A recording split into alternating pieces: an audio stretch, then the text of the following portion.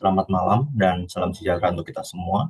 Perkenalkan, di sini saya Aryan Gabriel H. Siombing dengan NIM 230101 020032 akan mempresentasikan tentang analisis perancangan sistem informasi akuntansi toko kelontong.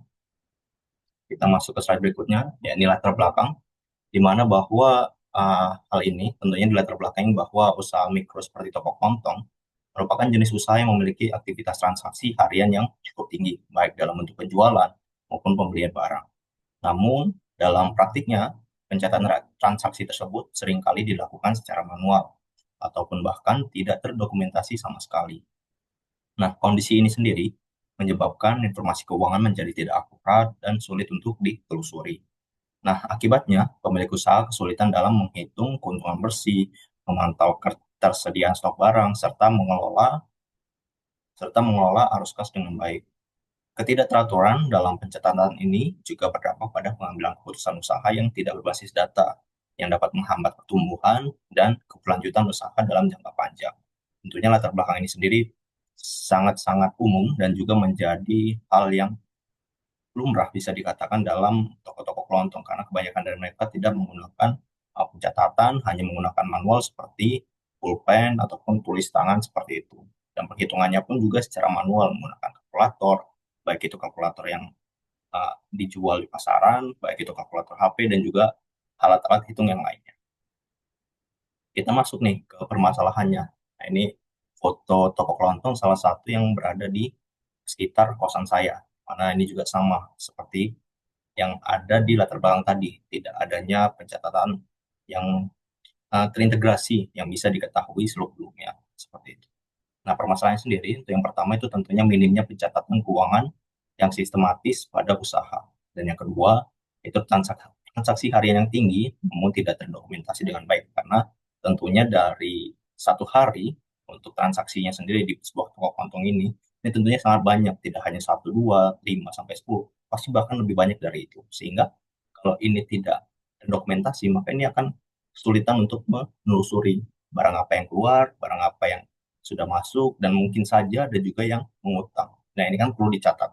Dan yang ketiga, ini tentunya permasalahannya adalah ya pembukuan manual. Ini menggunakan buku tulis, jadi hanya ditulis sekedarnya saja seperti itu.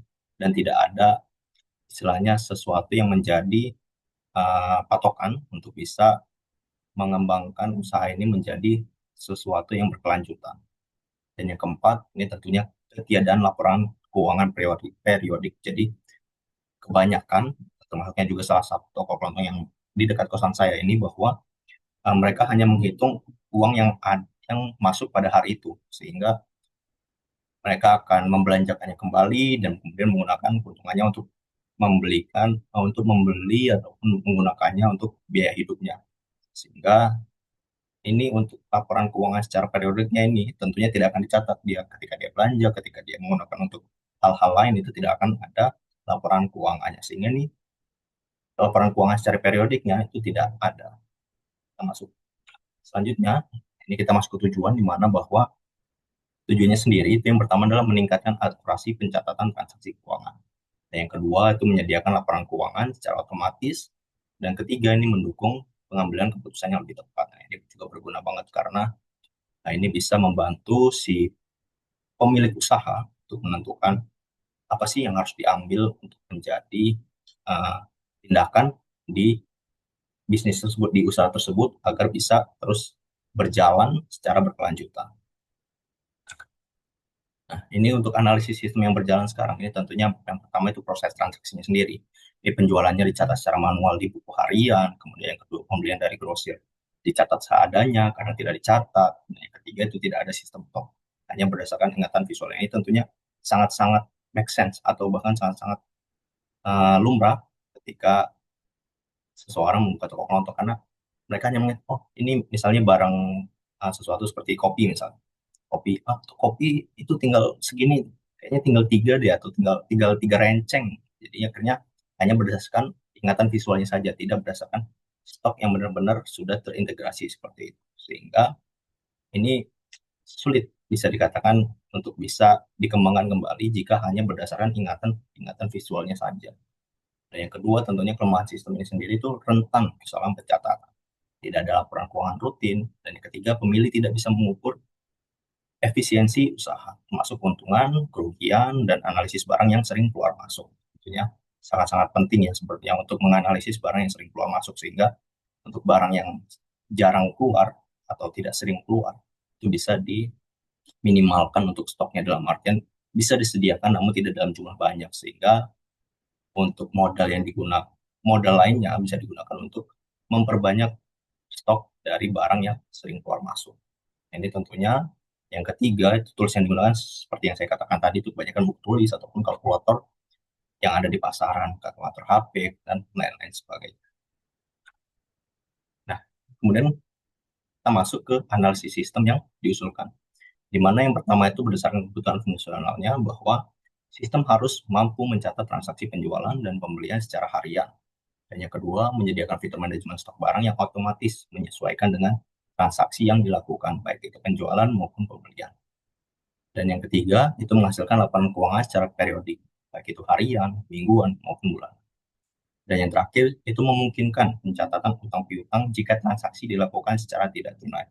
Ini mengingat bahwa di toko-toko kelontong itu sendiri ya, bukan hal yang hal yang tidak biasa untuk seseorang melakukan hal piutang piutang, karena biasanya juga uh, apa namanya, seringkali karena udah kenal gitu ya, sudah kenal kayak, bang ini saya apa ambil rokok Sampurna satu gitu, nanti bayarnya ya tunggu gajian bla bla bla dan lain sebagainya. Juga mama misalnya ambil beras dan lain sebagainya, nanti ya tunggu gajian bapaknya atau gimana itu kan. Akhirnya bisa diharap dengan analisis sistem yang ini diharapkan bisa mencatat segala transaksi tersebut.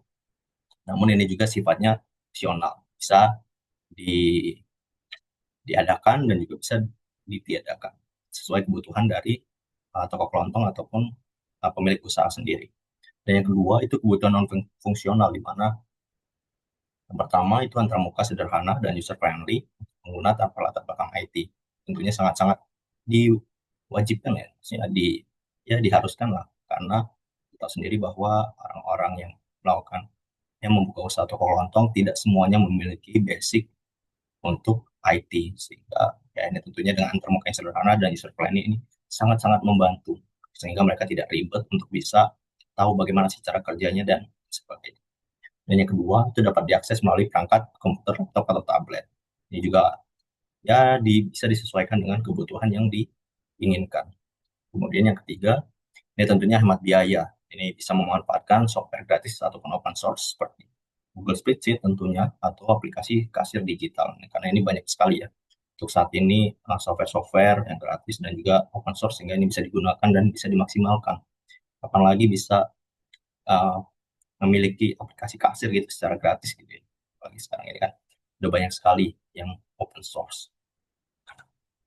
Nah, ini perencanaan sistem yang diusulkan itu modulnya yang pertama itu tentunya penjualan, di mana fungsi utamanya sendiri ini tentunya mencatat transaksi penjualan harian, baik itu nama barang, jumlah, serta harga jual.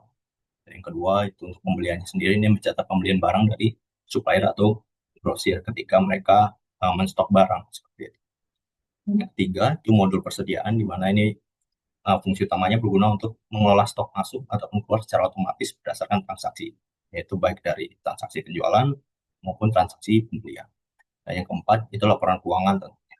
Nah, ini harus ada untuk bisa menyajikan laporan laba rugi, arus kas, dan sisa stok secara otomatis. Dan seperti yang tadi saya katakan, untuk utang piutang ini opsional, bisa diadakan, bisa ditiadakan, ini tergantung kebutuhan si pemilik usahanya.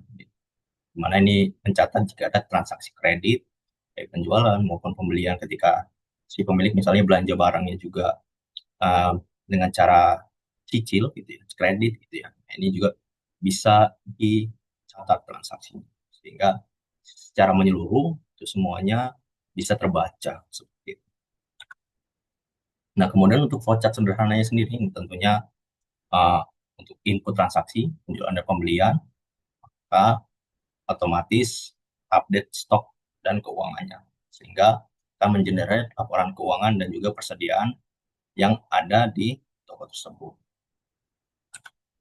Ya, ini contoh implementasinya. Ini yang pertama tentunya menggunakan spreadsheet tadi ya, di mana sheet 1 bisa digunakan untuk penjualan, sheet 2 bisa untuk digunakan pembelian, C3 untuk daftar stok otomatis, C4 untuk laporan laba rugi rumus otomatis. Karena spreadsheet ini sendiri ini bisa digunakan untuk uh, ya aplikasi kasir sederhana lah istilahnya dalam Excel bisa dikatakan seperti itu ya. Sehingga ini kan termasuk salah satu yang sangat-sangat bisa dijangkau secara gratis.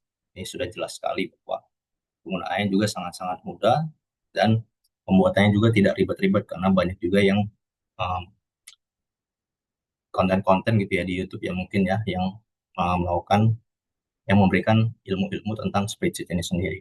Nah, yang kemudian yang kedua untuk implementasinya itu sebagai alternatif aplikasi, ini tentunya ada buku kas, ya bisa untuk HP Android, pencatatan kas dan laporan karena kebanyakan tentunya HP Android itu pasti ada, namun untuk seperti laptop, PC, tablet, hal-hal yang istilahnya sedikit lebih tinggi, pasti jarang lah ada yang punya. Namun dengan adanya buku kas ini yang bisa sangat-sangat cocok dengan HP Android ini tentunya sangat-sangat memudahkan untuk pencatatan kas dan juga laporan. Kemudian yang kedua itu ada kasir kasir pintar, ini POS sederhana dengan fitur stok dan laporan yang tentunya juga sangat-sangat membantu toko-toko kelontong seperti itu ya yang tidak memiliki modal besar ataupun modal tidak mau mengeluarkan modal dalam membuat pembuatan aplikasi-aplikasi dalam pencatatan transaksinya sendiri sehingga ini tentunya sangat-sangat membantu.